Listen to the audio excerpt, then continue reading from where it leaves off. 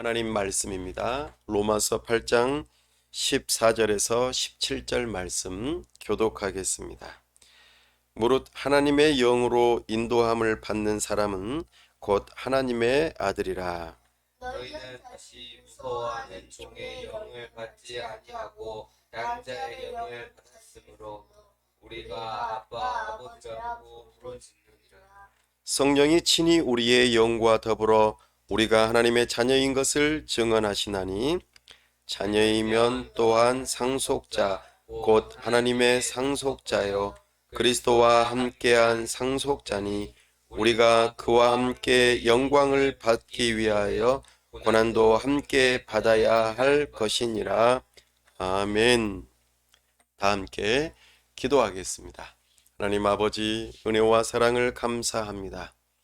우리에게 4월을 허락하시고 하나님 앞에 나아올 수 있는 은혜를 주심 감사합니다. 우리가 이 시간 하나님의 영광 보기를 사모합니다. 우리가 하나님의 음성 듣기를 원합니다.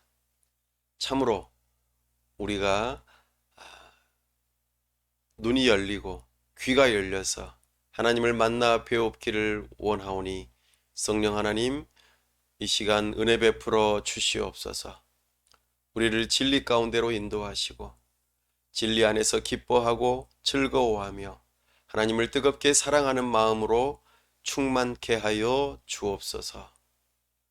그리하여 우리의 손과 발을 들여 하나님 앞에 겸손하게 순종하고자 결단하는 시간 될 수 있도록 우리에게 은혜 베풀어 주시옵소서. 특별히 우리 가운데 교회를 여기까지 인도하시고 참으로 하나님의 주님의 몸된 교회가 되게 하심을 감사합니다. 특별히 우리에게 새로운 예배당 처소를 인도하시고 그 일들을 이루어 가시는 과정 속에 우리 하나님께서 한 걸음 한 걸음 인도하시는 줄로 믿습니다. 아버지 하나님께서 붙들어 주셔서 순적함을 허락하여 주시고 겸손하게 한 걸음 한 걸음 인도받을 때에 우리 하나님께서 기뻐하시고 원하시고 사랑하시는 그 일들을 잘 감당할 수 있도록 도와주옵소서. 우리의 말과 행실을 통하여 우리 주님의 이름이 높여지고 우리 주님을 닮은 모습이 될 수 있도록 도와주시옵소서. 아버지 하나님, 참으로 이 나라의 위정자들을 긍휼히 여겨주시고 하나님께서 지혜를 주셔서 슬기롭게 이 나라를 잘 다스릴 수 있도록 은혜 베풀어 주시옵소서. 주님의 귀한 선교사님들 붙들어 주시고 영육간의 강건함으로 붙들어 주시며 우리 주님께서 은혜를 베푸셔서 하나님의 나라를 잘 이룰 수 있도록 그들의 사역 가운데 함께하여 주시옵소서. 우리를 충성되이 여기셔서 주님의 몸된 교회를 세울 수 있도록 은혜 주셨사오니 우리가 이 일들을 잘 감당할 수 있도록 영육간의 강건함으로 은혜 베풀어 주옵소서. 사랑하는 지체들 가운데 육체적인 연약함으로 함께 예배에 참여하지 못한 지체들 불쌍히 여겨주시고 회복의 은혜를 허락하여 주시옵소서. 우리를 통하여 주님의 몸된 교회 하나님의 나라를 이루시며 영광 홀로 받으시기를 원하오며 우리 주 예수 그리스도의 이름으로 기도하옵나이다. 아멘.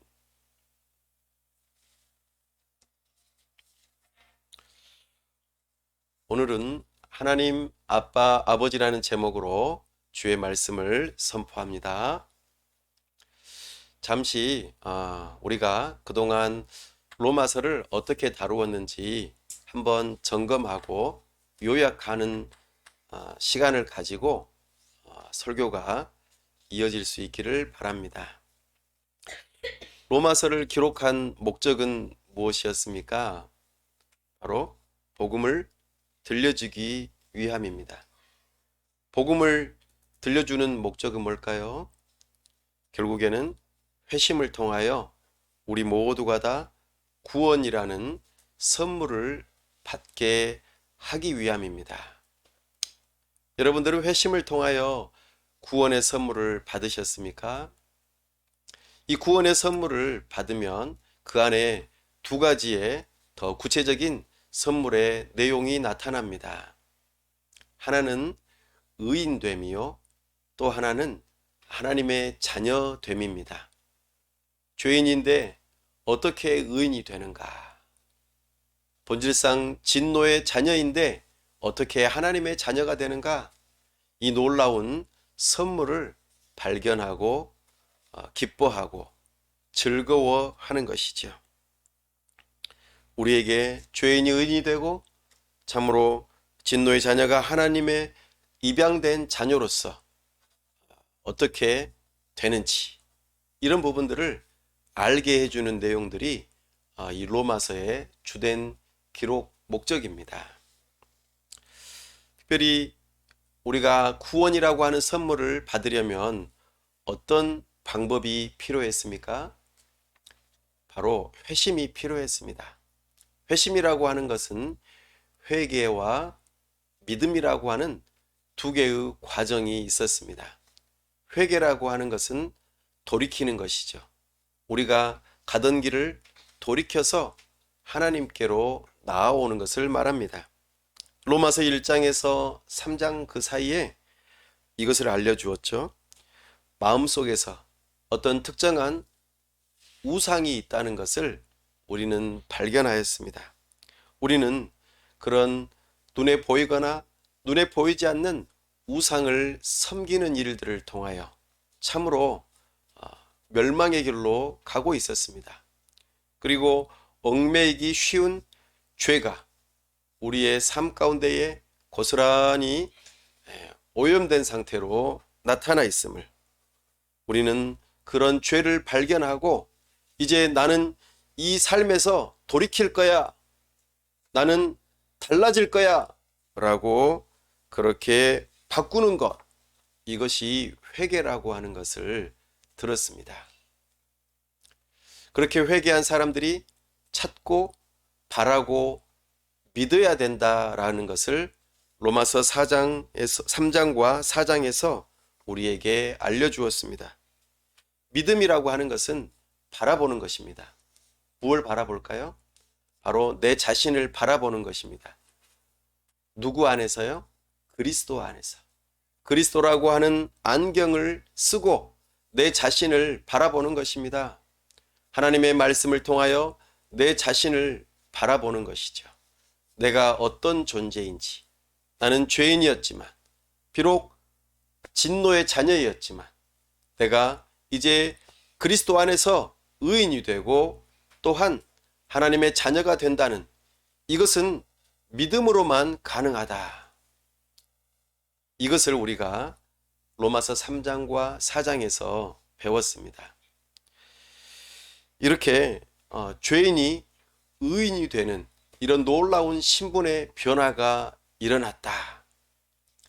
하나님께 나아갈 수 있는 유일한 사람은 의인뿐인데, 죄인이 감히 하나님 앞에 나아갈 수 없는데 죄인인 우리가 의인이 되어 하나님 앞에 나아갈 수 있는 놀라운 길이 열렸다.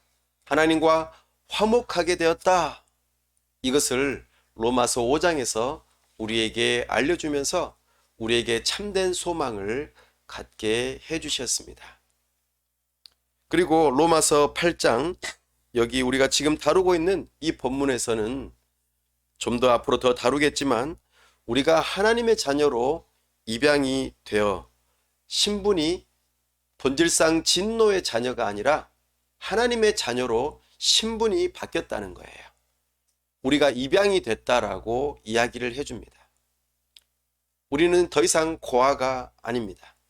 우리는 하나님의 호적에 들어가 있는 하나님의 백성이라는 것을 이야기해주고 이거를 깨닫게 해주면서 하나님은 정말로 우리의 아버지가 되시는구나.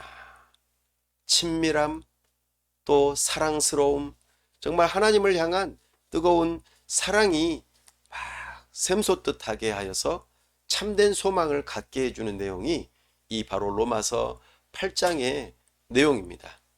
이 일들을 누가 도와주실까요?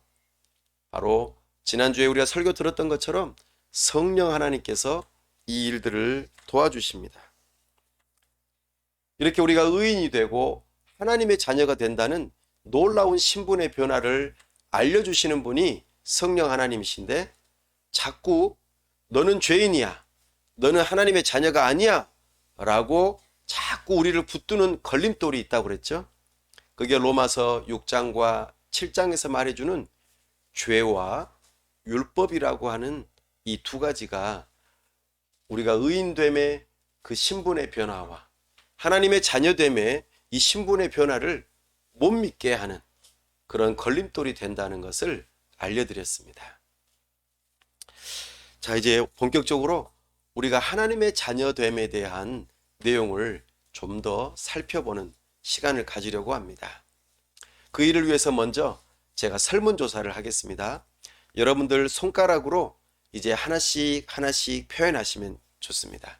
제가 1번은 무엇이다 라고 말을 하고 2번은 무엇이다 라고 말을 할 때에 1번에 해당되면은 손가락을 접지 않아도 됩니다. 아시겠죠? 근데 2번에 해당되면은 손가락을 한번 딱 접는 거예요. 그리고 또 제가 1번, 2번 또 말을 하면은 거기서 나는 1번에 해당되는 것 같아. 그러면은 손가락을 접지 않아도 되고 2번에 해당되는 것 같아. 그러면은 손가락을 접으면 되겠습니다. 그래서 총 몇 번을 접게 되는가, 이거를 한번 해보도록 하겠습니다. 제가 그러면 설문조사를 하겠습니다. 스스로 손가락 한번 접어보세요. 자, 1번.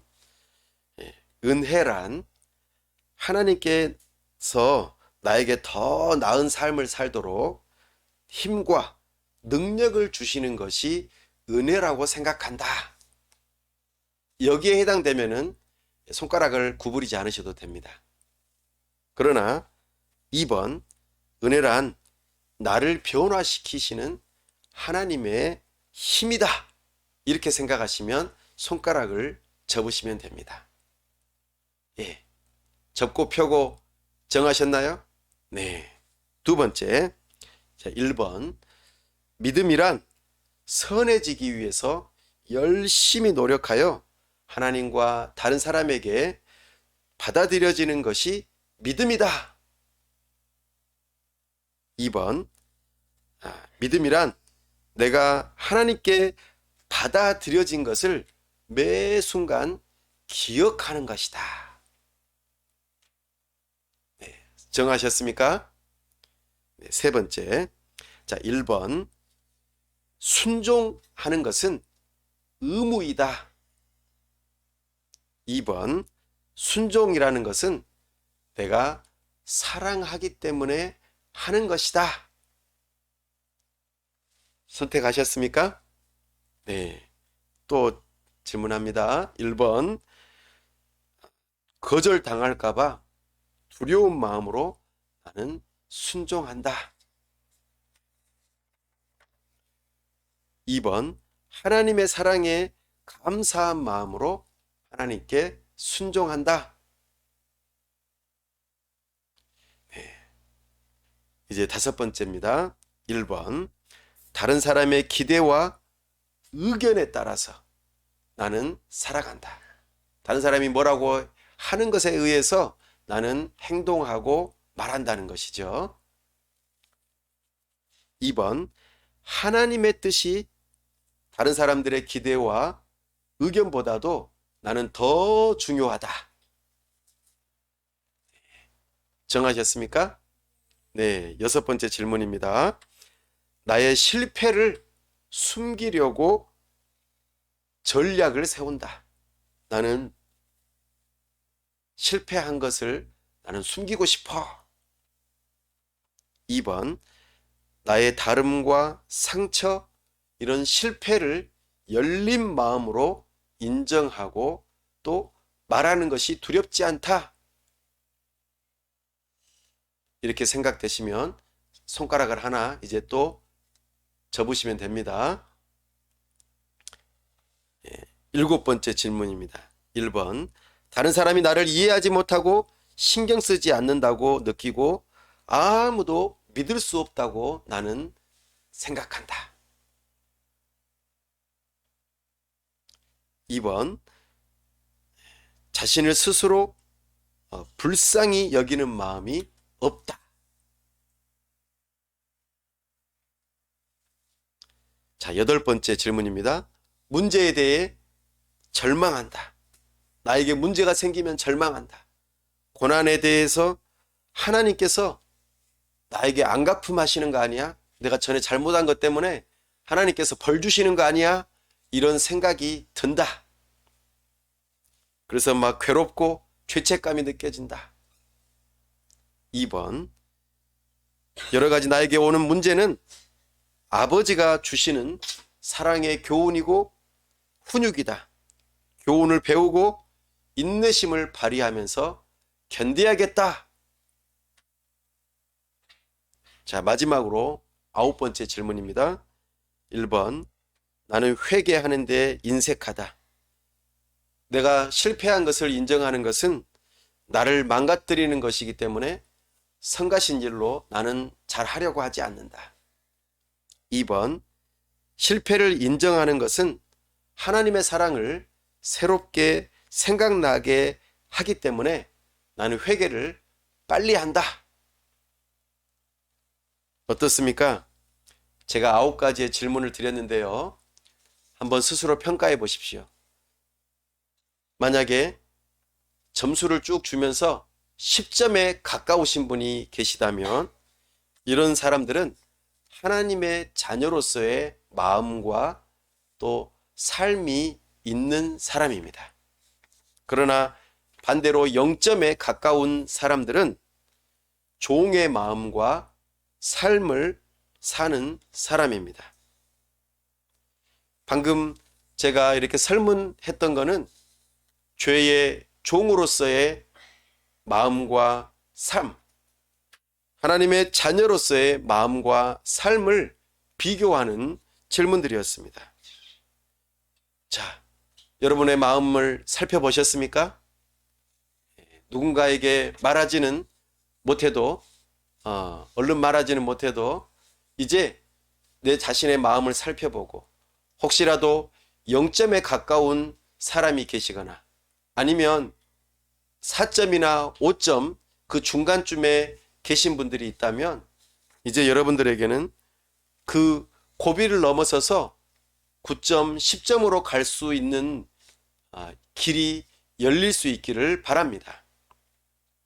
나의 착한 노력, 내가 도덕적으로 노력하는 것, 이런 것에 기초해서 나의 정체성을 가지려고 하는 사람들은 우리는 그것이 안 될 때에 분노하고 염려하고 또 누군가를 탓하며 비난하기 일쑤입니다. 우리는 그것을 통하여 죄책감을 가지게 되고 하나님 앞에 회개하고 고백하는 그런 일들을 하곤 합니다. 그러나 누군가를 비난하고 또 분노하고 염려하는 것 그 자체가 사실은 죄가 아닙니다. 진짜 죄는 바로 내 자신을 의존하는 것입니다. 내 스스로 내가 도덕적인 노력으로 스스로를 구원하려고 하는 그 태도가 바로 큰 죄라는 것을 우리는 깨달아야 할 것입니다. 나에게 있는 모든 문제는 바로 내 자신이 스스로 구원하려고 하는 여기 이 죄에서 모든 문제가 발생했다는 생각을 해야만 우리는 죄의 종의 마음과 삶의 태도에서 바뀌어 하나님의 자녀로서의 마음과 그 삶을 살아갈 수 있는 것입니다. 거룩하신 하나님께서 정말 끔찍한 나를 사랑하시는 그 사랑을 받아들이지 못한다면 우리는 하나님의 자녀로서의 마음과 삶을 살아가기가 어려운 것입니다. 사랑하는 여러분, 참으로 우리가 하나님의 자녀됨에 대해서 잘 알지 못한다면 우리는 계속해서 점수가 바닥을 향해 있고 죄의 종으로서의 그런 마음과 삶을 살아갈 수밖에 없다는 것을 알아야 할 것입니다. 사랑하는 여러분, 여러분들은 하나님의 자녀로서의 마음을 가지고 그렇게 살고 싶지 않으십니까? 그렇게 살 수 있기를 원하는 마음으로 오늘 말씀을 들을 수 있기를 바랍니다.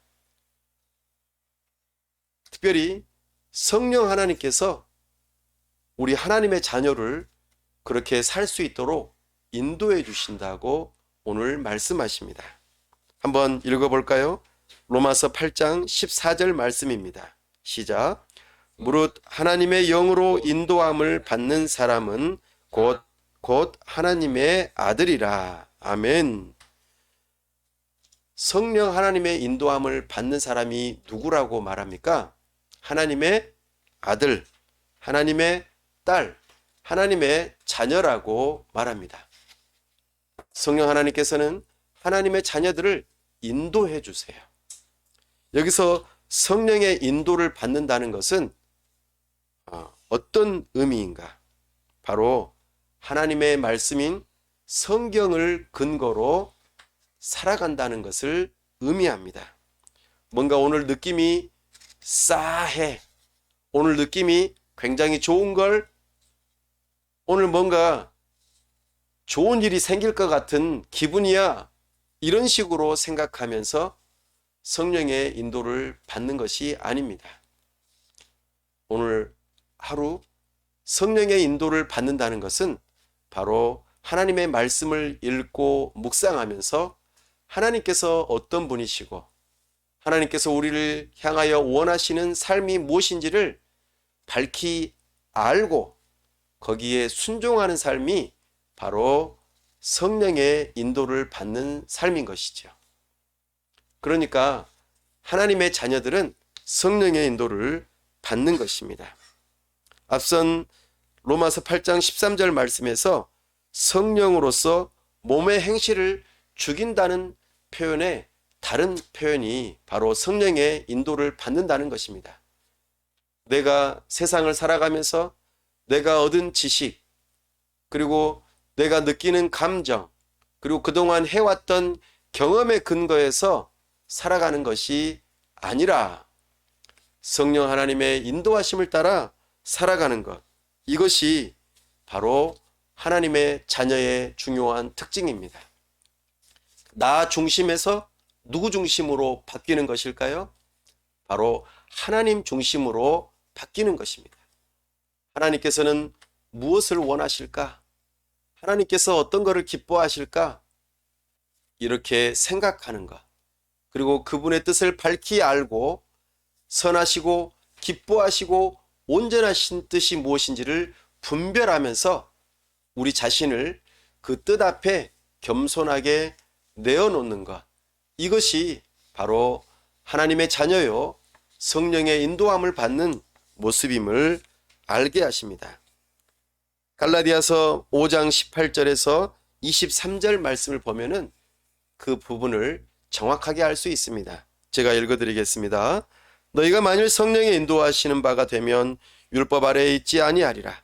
율법의 일은 분명하니 곧 음행과 더러운 것과 허색과 우상 숭배와 주술과 원수 맺는 것과 분쟁과 시기와 분냄과 당 짓는 것과 분열함과 이단과 투기와 술 취함과 방탕함과 또 그와 같은 것들이라. 전에 너희에게 경계한 것 같이 경계하노니 이런 일을 하는 자들은 하나님의 나라를 유업으로 받지 못할 것이요 오직 성령의 열매는 사랑과 희락과 화평과 오래 참음과 자비와 양선과 충성과 온유와 절제니 이 같은 것을 금지할 법이 없느니라. 아멘.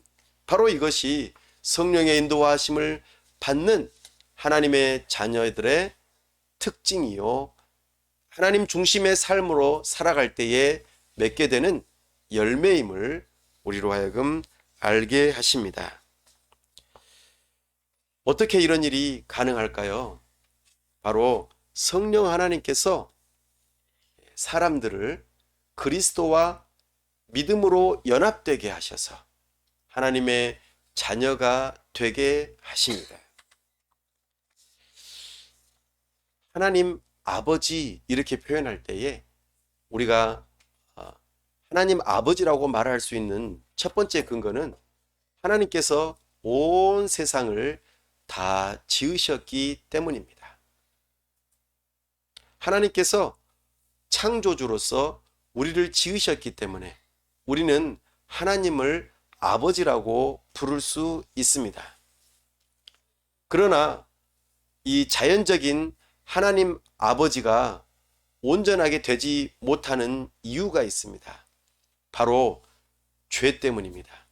죄가 세상에 들어오므로 우리는 이제 모두가 다 본질상 진노의 자녀가 되고 말았습니다. 그래서 하나님과 원수가 되었고 하나님을 아빠 아버지라고 부를 수 없는 그런 존재가 된 것이죠. 오히려 반대로 마귀를 아버지라고 부르는 일이 발생하고 말았습니다. 이것이 우리의 딜레마입니다. 그렇다면 어떻게 우리가 하나님의 자녀가 될 수 있을까요? 바로 하나님께서 은혜로 선물을 주셔야만 합니다. 우리가 태어나면서부터 하나님의 자녀가 될 수 없어요. 자연적인 출생은 우리로 하여금 하나님을 아버지라고 부를 수 있게 만들어주지 않습니다. 오직 성령으로 거듭나야 합니다. 특별히 요한복음 1장 12절에서는 영접하는 자, 누구를요? 곧 그 이름을 믿는 자들에게는 하나님의 자녀가 되는 권세를 주셨다 말씀합니다. 바로 예수 그리스도를 믿는 자들, 바로 그 사람들이 하나님의 자녀로 거듭나는 사람입니다. 예수님을 믿는 사람들은 하나님의 아들, 딸로 입양되어지는 그런 신분의 변화가 일어날 수 있다고 말씀합니다. 입양되어진다. 양자가 되어진다. 양녀가 되어진다. 이것은 신분의 변화를 말합니다. 내 삶이 급격하게 달라지지 않습니다. 다만 내 이름이 누군가의 호적에 기록되는 것과 같습니다. 법적인 관계가 되는 것이죠. 이것은 뭔가를 잘해서 되는 것이 아닙니다. 하나님께서 너는 내 아들이다, 너는 내 딸이다 이렇게 말씀해 주시면 우리는 하나님의 자녀가 되는 것입니다. 하나님께서 불러주셔야만 되는 거예요. 내가 무엇을 잘 해야만 하나님의 자녀가 되는 것이 결코 아닙니다. 우리가 일반적으로 누군가의 부모의 자녀가 되는 방식은 크게 두 가지입니다. 첫 번째는 자연적으로 출생하는 거겠죠. 엄마가 배 아파서 태어나게 하는 일로 자녀가 되는 방식입니다. 또 하나는 앞서 말씀드린 바와 같이 입양되어지는 것입니다. 우리가 신자로서 하나님의 자녀가 된다는 것은 하나님께로부터 입양되어지는 것임을 우리는 알 필요가 있습니다. 여기서 입양된다는 이 표현은 고대 로마 법의 관습에 이것이 잘 나타나 있습니다. 사도 바울이 지금 로마서를 기록하고 있는 이 시대를 말하는 것이죠. 입양된 아들은 입양한 부모가 가지고 있는 모든 것들을 다 법적으로 받아 누릴 수 있는 상속자가 될 수 있습니다. 로마 제국의 초대 황제 아우구스투스, 이 사람은 참으로 율리우스 카이사르의 양자였어요. 입양되어진 것이죠. 그리고 그 아우구스티누스는 또 아들을 입양했어요. 그가 제 두 번째 황제인 티베리우스예요. 뿐만 아니라 여러 황제들 중에 아주 5명의 뛰어난 황제가 있었는데 그 황제들도 대부분 다 양자로 입양되어졌습니다. 트리아누스 황제는 하드리아누스를 양자로 받아들여서 황제가 되게 했습니다. 이 하드리아누스도 안토니우스를 양자 삼아서 황제가 되게 했죠. 그리고 안토니우스도 마르쿠스 아우렐리우스를 양자 삼아서 황제가 되게 하였습니다. 그러니까 누가 나를 아들로 딸로 삼아주느냐에 따라서 그 사람은 황제가 되기도 하고 귀족이 되기도 하고 또 때로는 다른 어떤 사람이 되기도 한다는 것이죠. 하물며 하나님께서 우리를 아들, 딸 삼아주신다. 이거는 우리의 신분에 놀라운 변화가 일어난 것이죠. 하나님의 자녀. 그러니까 이 세상의 황제의 자녀가 되는 것보다도 더 높은 하나님의 아들, 딸들이 된다는 것이죠. 하나님 아버지께서 이 일을 위해서 누구를 보내셨을까요? 바로 예수님을 보내셨습니다. 예수님은 하나님과 어떤 관계입니까? 아버지와 아들 관계죠? 네, 맞습니다. 예수님은 하나님의 독생하신 유일한 아들이세요. 둘도 없어요. 절대로 다른 아들이 없습니다. 독특한 관계죠. 어머니가 있어서 아들이 있는 게 아닙니다. 하나님 아버지로부터 아들 성자 예수님이 나오셨어요. 너무나도 놀라운 신비한 일입니다. 그 예수님께서 이 땅에 오신 목적이 무엇인가? 바로 예수님을 이 땅에 보내신 이유는 우리가 하나님의 자녀가 될 수 있도록 하기 위함입니다. 우리가 예수님을 믿는 믿음을 가질 때에 우리는 예수님과 연합이 되어져요. 하나가 되어집니다. 서로 하나가 되어져요. 예수님과 내가 하나가 된다. 그럼 내가 하나님이 된다는 뜻일까요? 그것은 아니겠죠? 우리가 서로 하나가 되어진다. 내가 예수님 안에, 예수님께서 내 안에 거하시는 아주 놀라운 연합의 관계가 되어진다 말합니다. 예수님은 나의 주님이 되시고 나는 예수님의 종이 되는 것이죠. 예수님은 나의 구원자가 되시고 나는 그 구원을 은혜를 입은 자가 되는 것입니다. 나는 죄인이었지만 예수님을 믿는 믿음으로 의인이신 예수님 덕분에 내가 의인이 되는 것입니다. 마찬가지로 예수님과 믿음으로 연합된 우리는 하나님 아버지의 아들이신 예수님이 하나님의 아들인 것처럼 우리가 예수님과 믿음으로 연합되어 있으면 우리도 누구 덕분에? 예수님 덕분에 우리도 하나님의 자녀가 된다는 것입니다. 이것이 바로 예수님께서 이 땅에 오신 중요한 목적입니다. 이 일을 누가 알려주시고 가능하게 해주신다고요? 바로 성령 하나님께서 예수님과 우리를 믿음으로 연합되게 하시고 우리로 하여금 하나님의 자녀 신분을 가질 수 있도록 그렇게 확신케 하신다는 것이지요. 로마서 8장 15절 말씀을 읽어보겠습니다. 너희는 다시 무서워하는 종의 영을 받지 아니하고 양자의 영을 받았으므로 우리가 아빠 아버지라고 부르짖느니라. 아멘. 갈라디아서 4장 6절에서는 이렇게 말씀하십니다. 너희가 아들이므로 하나님이 그 아들의 영을 우리 마음 가운데 보내사 아빠 아버지라 부르게 하셨느니라. 아멘. 양자의 영, 하나님의 아들의 영, 결국에는 성령 하나님께서 이 일들을 하게 하시는 것이죠. 성령 하나님을 양자의 영이라고 부르는 것은 바로 성령을 통해서 우리가 하나님의 양자가 되는 것, 이것을 확신하게 해주신다는 것입니다.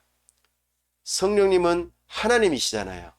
하나님께서 확실하게 보증해 주시는 일이니 결코 잘못되거나 없어지는 일이 결코 아니라는 것입니다. 보도 날 수 없는 일인 것이죠.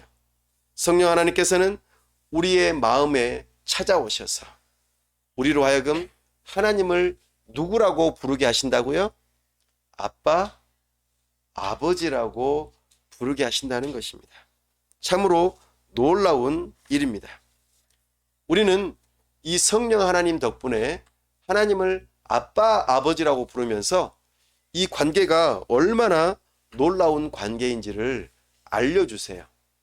그래서 우리가 하나님의 자녀가 되는 일에 있어서의 그 놀라운 위치, 신분의 변화, 그리고 그것을 통하여서 누릴 수 있는 놀라운 의무와 권리, 이것들을 성령 하나님께서는 하나하나 알려주세요. 이것을 우리가 알면 알수록 우리는 하나님의 자녀로서의 참된 믿음을 가지고 하나님을 더욱더 친밀하고 사랑할 수 있는 것입니다. 성령 하나님은 우리가 하나님의 자녀인 것을 전인격적으로 알 수 있게 해주세요. 로마서 8장 16절을 읽어보겠습니다. 시작. 성령이 친히 우리의 영과 더불어 우리가 하나님의 자녀인 것을 증언하시나니. 아멘. 성령 하나님께서 누구와 더불어서 우리가 하나님의 자녀인 것을 친히 증언하신다고요? 우리의 영과 더불어서. 우리의 영, 우리의 영은 지적인 영역이 있고 감정적인 영역이 있고 의지적인 영역이 있습니다. 우리는 하나님의 형상을 따라 지음 받았기 때문에 우리의 영혼은 지, 정, 의, 이 세 가지 영역에서 전인격적으로 하나님을 알게 되고 하나님을 사랑하게 되고 또 하나님께 순종하게 되는 것이죠. 이 전인격적인 관계 속에서 우리는 하나님을 아빠, 아버지라고 부르면서 놀라운 특권을 누리게 되고 또 우리가 자녀답게 살아가는 의무적인 삶을 살아가는데 이것이 너무나도 사랑의 관계로서 순종하게 된다는 것입니다. 우리가 하나님의 자녀라는 것을 머리로만 알아서는 안 돼요. 우리의 가슴으로 뜨겁게 느끼고 우리의 손과 발을 들여 순종하면서 하나님의 자녀됨의 특권과 또 의무를 우리는 발견하고 누릴 수 있어야 합니다. 먼저 우리가 하나님의 자녀가 되면은 내가 자녀된 자로서 어떤 삶을 살아가는지를 알게 됩니다. 첫 번째는 우리는 이제는 의무감으로 살지 않고 하나님을 아빠, 아버지라고 부르면서 사랑하는 마음으로 살아갈 수 있습니다. 하나님을 아빠, 아버지라고 부르며 사랑하는 마음으로 이제 살아갈 수 있는 것이죠. 누군가를 사랑하게 되면 어떻게 될까요? 사랑해. 사랑하면은 보고 싶고 또 대화를 나누고 싶고 만나고 싶고 그러겠죠? 그러면은 사랑하는 사람이 원하는 것을 따라하고 싶겠죠? 맞아요. 우리가 하나님을 사랑하게 되면 하나님을 따라하고 싶은 거예요. 하나님께서 이런 분이시구나. 점점 따라하고 모방하게 되는 것이죠. 그리고 그 모방하는 모습 속에서 하나님 아버지를 사랑하니까 하나님의 모습이 드러나면서 우리가 하나님의 영광을 사모하게 되고 또한 우리 하나님을 어떻게 하면 기쁘시게 할 수 있을까? 이런 마음을 갖게 된다는 것입니다. 나아가 자꾸 보고 자꾸 함께하고 자꾸 같은 것을 먹게 되면 우리는 어떻게 될까요? 서로 닮게 되어 있어요. 아들, 딸을 보면은 아버지, 어머니가 보일까요? 안 보일까요? 당연히 보이겠죠. 예, 부모님을 자녀들이 닮기 때문입니다. 우리는 하나님의 자녀로서 우리가 하나님을 자꾸 만나고 닮아가면서 점점 더, 너를 보니까 하나님을 보는 것과 같다. 야, 너같이 예수님을 믿는 사람이라면 나도 예수님을 믿어보고 싶다. 이런 이야기를 듣게 된다는 것이죠. 여러분들은 삶 속에서 이런 경험이 있으십니까?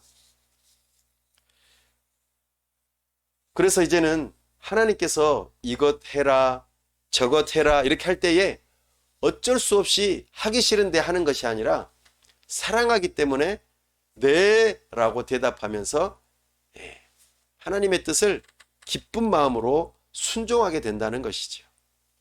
이것이 하나님의 자녀로서의 모습인 것입니다.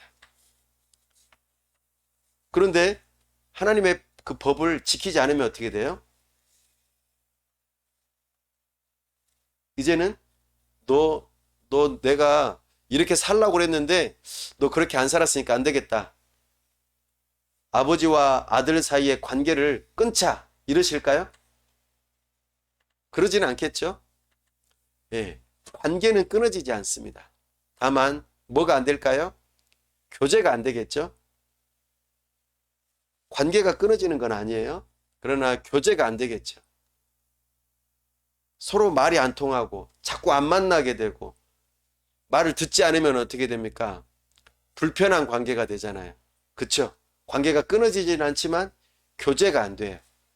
그러면 하나님께서 기뻐하시는 삶을 살기가 어려워지는 것입니다.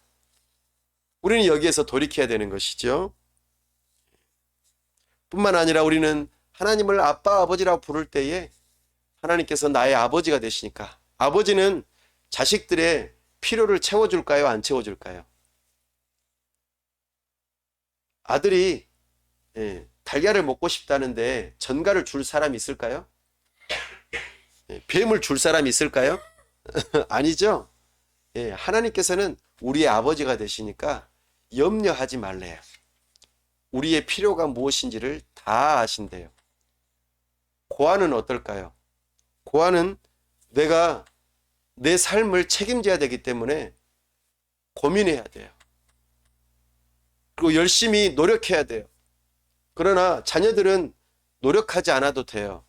왜냐하면 부모님이 자녀들의 모든 필요를 다 알고 적절한 때에 채워주기 때문입니다. 무엇을 먹을까? 무엇을 마실까? 무엇을 입을까? 염려하지 말라고 말씀하십니다. 왜냐하면 하나님께서 우리의 아버지가 되시기 때문이죠. 우리는 그런 염려들을 다 하나님께 맡기고 우리는 무엇을 하면 될까요? 먼저 하나님의 나라와 의를 구하는 삶을 사는 것입니다. 우리 아버지를 어떻게 하면 기쁘시게 할까? 우리 아버지의 뜻은 무엇이지? 내가 거기에 내가 부응해야겠어 라고 생각하는 것입니다. 또 자녀들은 특별히 부모님으로부터 훈육을 받고자 합니다. 이 세상에서요, 귀족이나 왕 이런 사람들의 자녀들은 특별한 교육을 받습니다.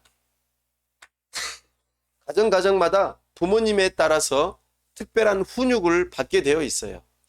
하물며 하나님 나라의 자녀들인데 왕 중에서도 왕이시고 모든 것의 주인이신 하나님의 자녀들인데 특별한 훈육을 받지 않겠습니까? 예, 그렇겠죠? 우리는 그것을 기뻐하는 거예요. 하나님의 자녀들은 그렇게 인도함을 받습니다.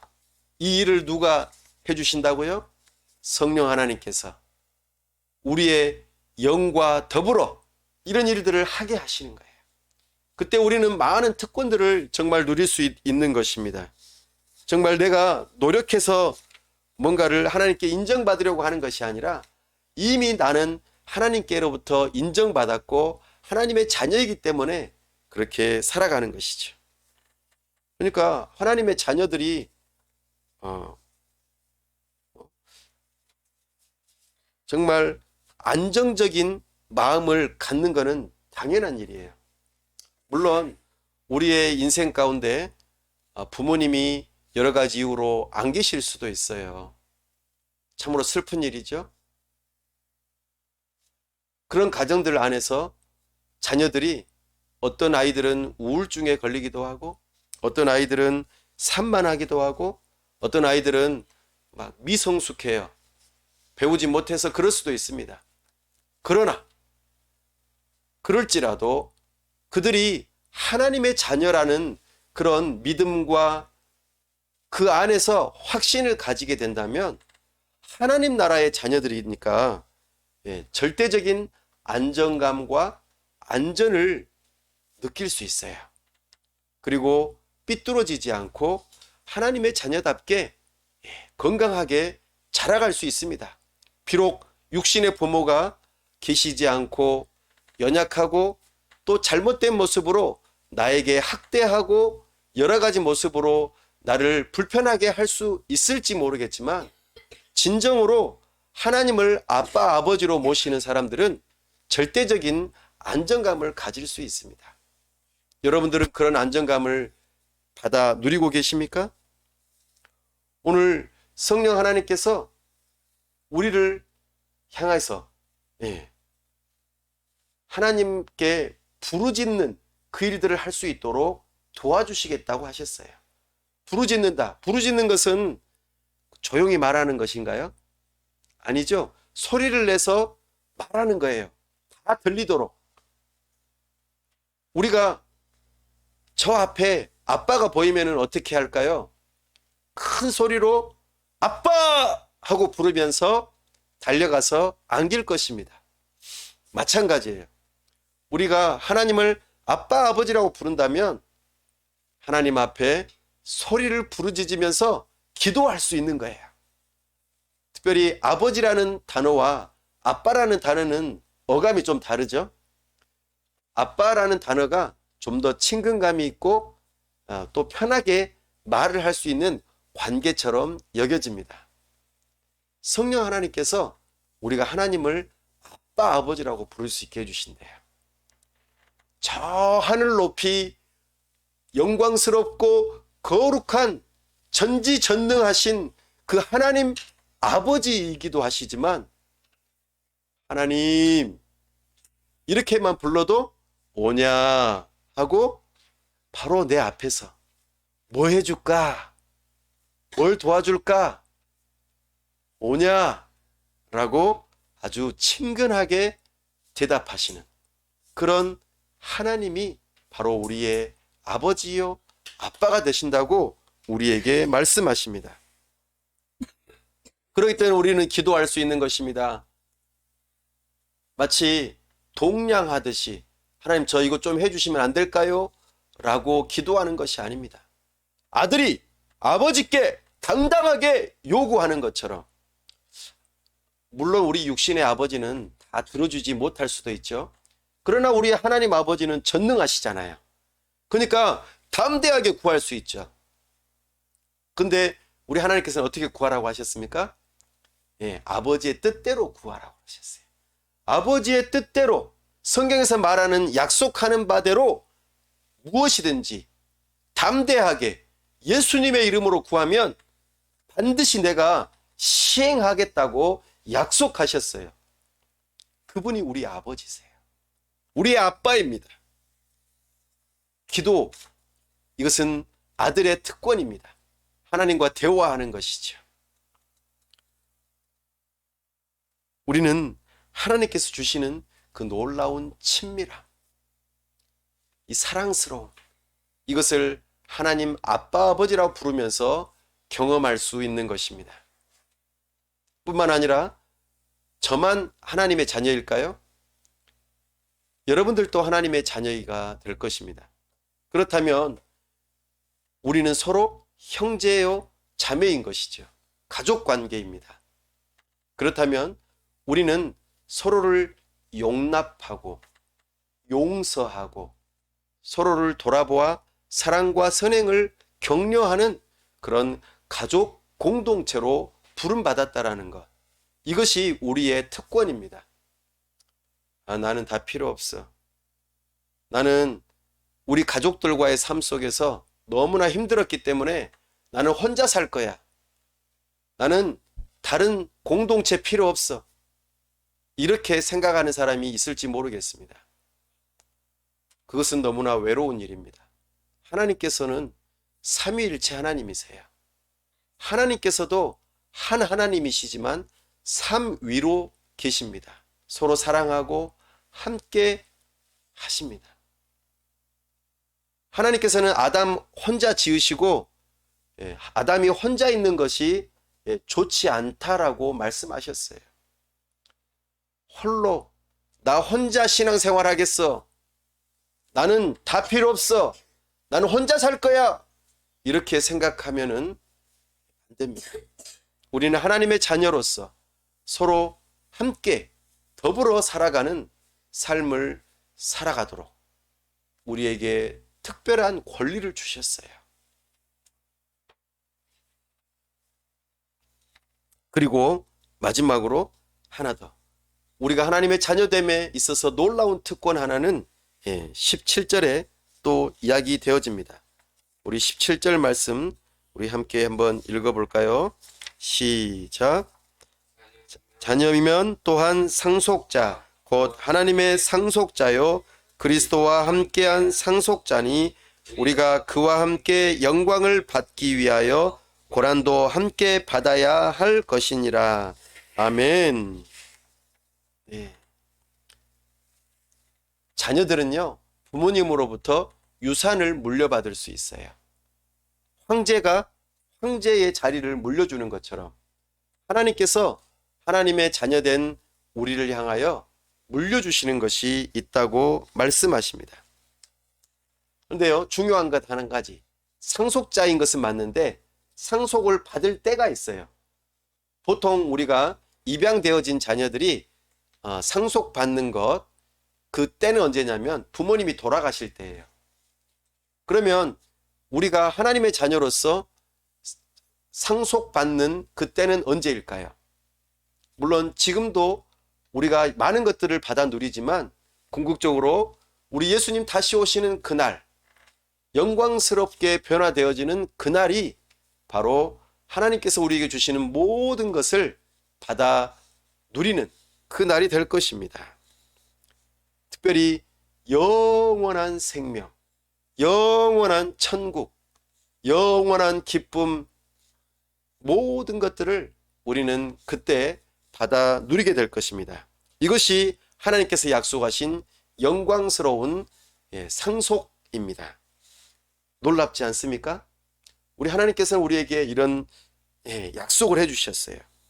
우리가 예수님과 믿음으로 연합되어 하나가 될 때에 이 모든 것들을 선물로 주시겠다고 약속하십니다.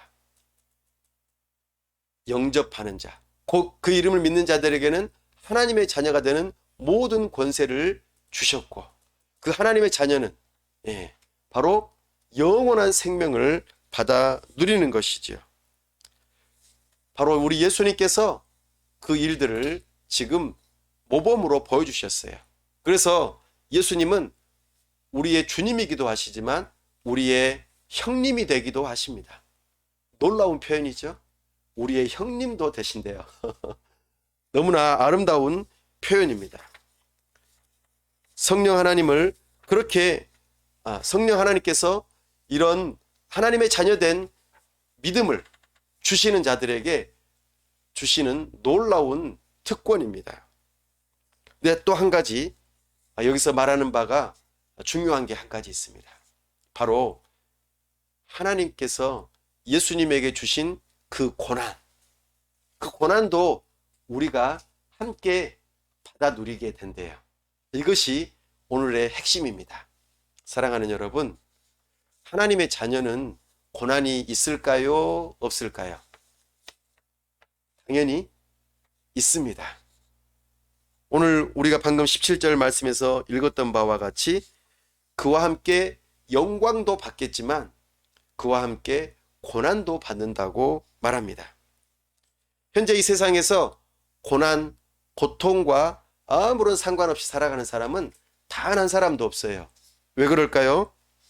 예, 바로 이 세상에 죄가 들어왔기 때문입니다. 죄가 들어와서 하나님과 우리 사이의 관계가 어그러지고 사람과 사람 사이의 관계가 어그러지고 자연 만물과 사람 사이의 관계가 어그러져서 고통이 찾아왔어요. 심지어는 죽게 되고 말았습니다.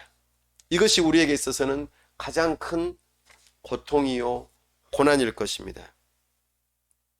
육체적인 질병, 정신적인 갈등, 사회적인 범죄, 자연적인 재해, 이 모든 것들이 바로 죄로부터 찾아왔다는 것입니다.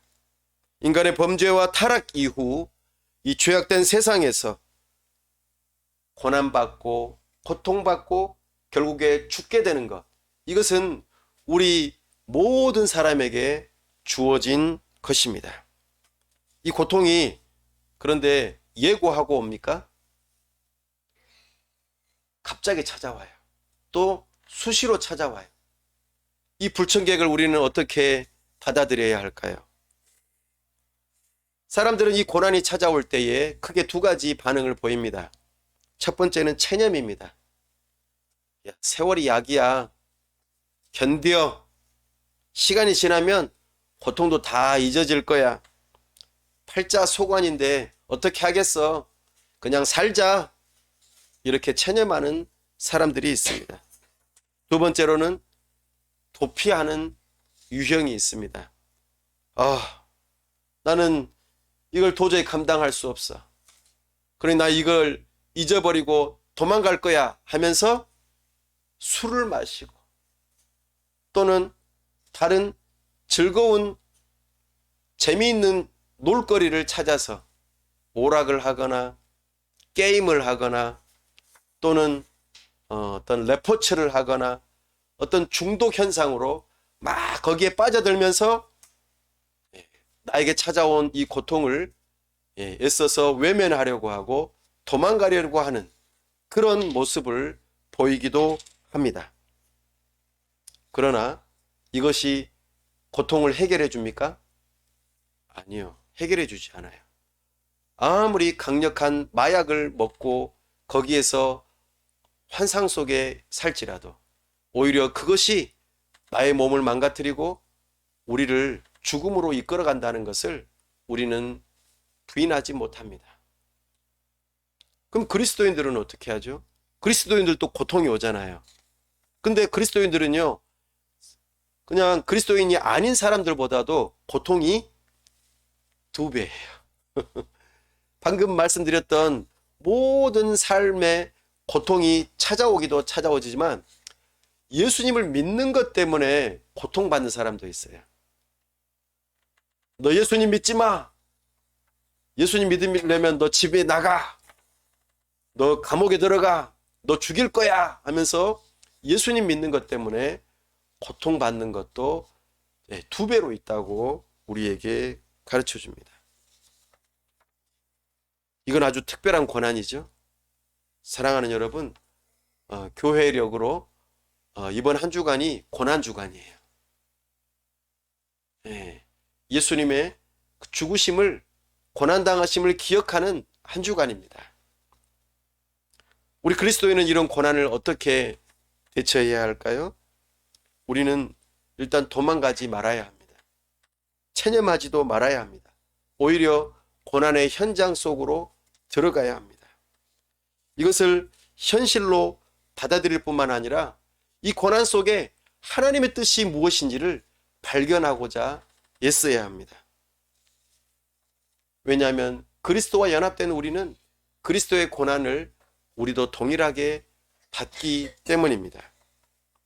고난은 우리가 오히려 하나님의 아들이라는 증거가 될 수 있습니다. 아니, 내가 하나님의 아들인데, 딸인데 어떻게 나에게 이런 일이 찾아올 수 있습니까? 아니요. 하나님의 자녀이기 때문에 오히려 2배로 고통이 찾아온다는 것입니다. 이것이 바로 하나님의 자녀인 증거입니다.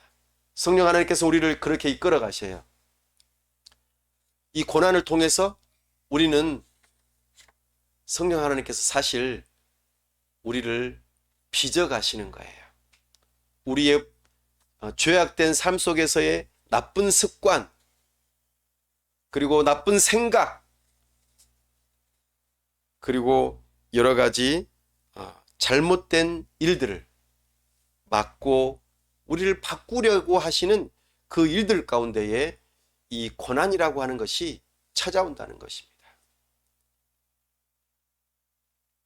죄의 본성에 물든 나 자신을 가장 잘 고칠 수 있는 약은 바로 이 고난이에요. 죄로 뻣뻣하게 굳어있고 교만하고 검 안에 있는 그 모습들을 꺾으시고 부드럽게 바꾸시는 만병통치약이 바로 고난이라는 것입니다. 이보다 더 좋은 스승이 없는 것입니다. 고난은 나의 신앙과 인격을 새롭게 바꾸세요. 이 일로 성령 하나님께서 우리를 바꾸십니다. 무엇을 하게 하기 위해서요? 장차 우리 예수님께서 영광 중에 오실 때에 우리도 거룩할 뿐만 아니라 영광스럽게 바뀌어질 수 있도록 하게 하기 위함입니다. 이것이 오늘 하나님의 자녀로서 하나님께 받을 놀라운 유산 가운데 하나입니다. 오늘 우리의 삶 가운데 고난이 있으십니까? 그 고난을 여러분들은 어떻게 맞아들이십니까? 고난이 있다면 하나님의 자녀라는 확신을 가지십시오. 그리고 그것을 피하려고 하지 마시고 성령 하나님, 이 고난을 통하여 저에게 하시고자 하시는 말씀이 무엇입니까? 제가 무엇이 바뀌어야 됩니까? 어떤 부분이 새로워져야 합니까? 가르쳐 주십시오. 그리고 저를 바꾸어 주십시오. 예수님을 더욱더 닮게 해 주십시오. 우리 하나님 아버지께 영광이 되게 해 주십시오. 제가 하나님의 자녀로서 주님의 뜻을 기쁜 마음으로 순종하며 주님을 더욱더 사랑하는 마음으로 변화되기를 원합니다. 제 힘으로는 안 됩니다. 성령 하나님, 저의 능력이 되어 주십시오. 이렇게 기도하면서 하나님 아버지 앞에 부르짖으면서 나아가는 것이죠. 이것이 오늘 하나님의 자녀로서의 놀라운 특권입니다. 이 일에 함께 하시지 않겠습니까? 네, 물론 고난은 힘들지요. 그러나 우리 주님의 그 고난 받으심을 이번 한 주간 동안 묵상하시면서 하나님의 자녀로서 그렇게 기쁘게 살아가는 하나님의 자녀들 다 될 수 있기를 간절히 축원합니다. 기도하겠습니다. 시간 함께 기도할 때에 죄와 율법의 종이 되어서 내가 뭔가 해야만이 하나님께 인정을 받고 내 스스로 내 삶을 구원할 수 있다고 하는 그런 생각에 빠진 사람들이 있다면 이 시간 돌이켜 하나님, 제 힘으로는 안 됩니다. 참으로 하나님의 도움이 필요합니다. 전적으로 저의 구원은 하나님께 있습니다. 이렇게 고백하며 하나님 앞에 나아올 수 있기를 기도하시기 바랍니다. 또한 한 가지 더 기도할 때에 내가 하나님의 자녀로서 그렇게 부름받았고 하나님의 은혜를 받은 자인데 참으로 내가 뭔가를 노력함으로 하나님께 인정받으려고 하였고 그렇게 또 열심히 살면서 참으로 의무감에 또 그렇게 살지 못한 일들로 인하여서 죄책감에 빠지고 또 여러 가지 분노와 비난과 참으로 염려로 그렇게 삶을 살았다면 이제 거기서 돌이켜서 나의 부모님은 나의 아버지는 바로 하나님이신 것을 고백하고 하나님 아버지께 아빠 아버지라고 담대하게 부르짖으면서 나의 모든 염려와 걱정과 분노를 하나님 앞에 내려놓으시고 하나님 앞에 감사하시고 나를 자녀 삼아주신 것에 대해서 기뻐하시고 이제는 참으로 하나님의 자녀답게 삶을 살아갈 수 있게 해달라고 기도합시다. 그리고 나아가 마지막으로 혹시라도 지금 내가 하나님의 자녀로서 특권을 누리고 있는데 하나님의 말씀을 따라 인도함을 받고 기도하면서 하나님의 인도함을 받고 의지하고 살아가고 있는데 그럼 가운데 고난이 있다면 하나님의 자녀로서의 확신을 가지고 이 고난을 통하여 하나님께서 나를 어떻게 거룩하게 하시고 새롭게 바꾸시고자 하시는지 그것을 깨닫게 해달라고 기도하시고 이번 고난 한 주간 동안 우리 예수님을 더욱더 닮아가고 새로워지는 역사가 있게 해달라고 이 시간 다 함께 기도하겠습니다. 하나님 아버지, 이 시간 오늘 우리가 하나님께서 우리의 아빠 아버지가 되신다는 말씀을 들었습니다. 참으로 우리가 삶을 살아가면서 하나님을 아빠 아버지로 모시지 않고 참으로 죄와 율법의 종로로 타면서 그렇게 참으로 마귀의 자녀로 또 진노의 자녀로 그렇게 살아가지는 않았는지요. 혹여라도 그런 사람들이 있다면 이제 돌이켜 하나님을 아빠 아버지라 부를 수 있는 은혜가 있게 하여 주시옵소서. 저들의 심령에 우리 하나님께서 복음을 들려주시고 예수님을 주님으로 믿게 하여 주시고 나의 모든 죄를 용서하시고 나를 자녀 삼아주신 그 하나님의 놀라운 복음을 믿을 수 있도록 믿음을 허락하여 주시옵소서. 회개하고 믿는 역사가 있게 하여 주시옵소서. 이 놀라운 사실을 믿는 믿음으로 살고 있는 사람들이 있다면 자기 자신을 이제는 그리스도 안에서 하나님의 자녀답게 바라볼 수 있는 눈을 허락하여 주시옵소서.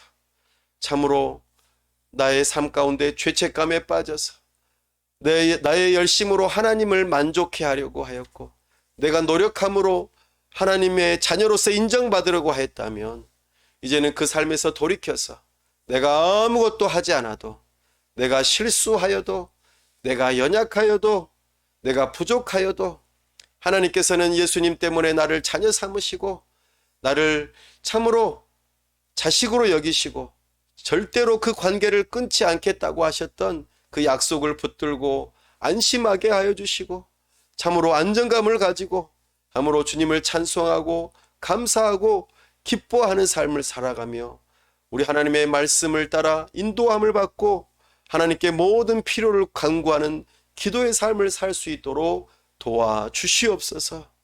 나아가 그렇게 하나님의 인도함을 받는 하나님의 자녀로서 살아감에도 불구하고 고난 가운데 있는 사람들이 있습니까? 하나님 아버지, 그 고난 가운데 있는 사람들에게 더욱더 확신을 허락하여 주시옵소서. 그리스도의 고난 받는 것이 곧 자기 자신의 고난 받는 것과 연결됨을 기억하며 참으로 우리가 하나님의 자녀임을 더욱더 확신하는 가운데 특별히 이 고난을 통하여 나를 어떻게 바꾸시고자 하시는지, 어떻게 나를 새롭게 하시고자 하시는지, 나의 신앙과 인격을 어떻게 더욱더 성숙시키시고자 하시는지를 기대하고 바라보면서 참으로 주님을 더욱더 인정하고 믿음으로 이 고난을 잘 견뎌나가게 하여 주시고 장차 우리에게 주어질 그 영광을 바라보면서 넉넉히 견디고 이길 수 있는 믿음을 허락하여 주시옵소서. 도와주시옵소서. 우리 주 예수 그리스도의 이름으로 기도하옵나이다. 아멘.